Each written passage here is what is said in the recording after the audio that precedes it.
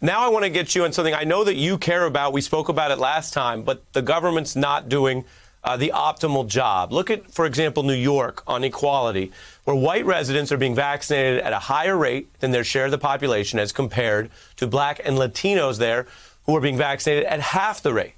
We talked about why fairness is essential. This is, of course, hard hit New York, so it's an example. I also want to play a little bit of something from Bill Gates, who joined us. He's done this pandemic prep work.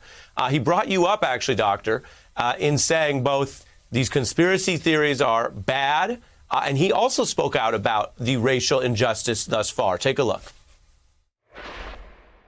Both myself and Dr. Fauci featured in conspiracy theories. You know, like one says that Dr. Fauci is trying to make money off of these vaccines. It's pretty stunning that the infection rate and death rate in minorities has been over twice as high. It's partly multi-generational households.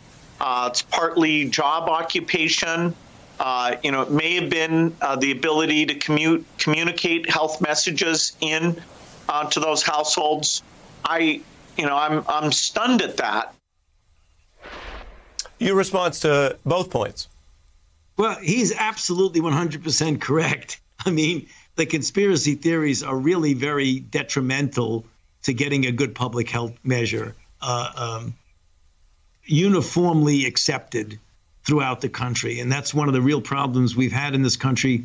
We live in such a divisive society that when you have public health issues become politicized and you have such diametrically opposed opinions of that, it's just really extremely unfortunate because it hinders our ability to respond. I mean, talking about it being a hoax, it's not a hoax. It's killed 430,000+ people.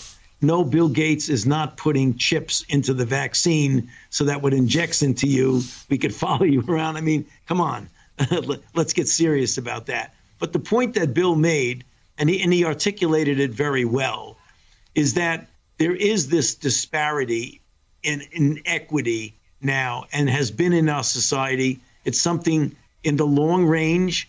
If we get this taken care of and behind us, let us remember and not forget the disparities in health that we have to address, because it's going to take a decade-long effort to do it. But let's look at what we're facing now. The numbers you put up were quite correct. There is inequity. Well, and I'm going to press you. I'm only jumping in to press you because we talked a lot about truth and science and the previous administration. But let's look at New York, which is, of course, run by a Democratic mayor and governor, if people are keeping track. They've relied on this internet system. 500,000 households in New York don't have internet, tends to be the poorer ones. But wealthier residents, for that and other reasons, are securing more vaccine slots. Are these ongoing problems, Doctor, where government policy can be making it even worse? Yeah, I mean, what the numbers that you showed, Ari, are things that are disturbing. And I think when those numbers are out there, you've got to figure out a way to get around that. And what President Biden has done, he's established an equities task force. He has a person that you may have interviewed already, I don't know, Marcella Nunes-Smith, whose job is to address these. Now, you're right. There are things that are going on, even on the part of well-meaning people, that inadvertently just sometimes are the opposite of what you'd want to do.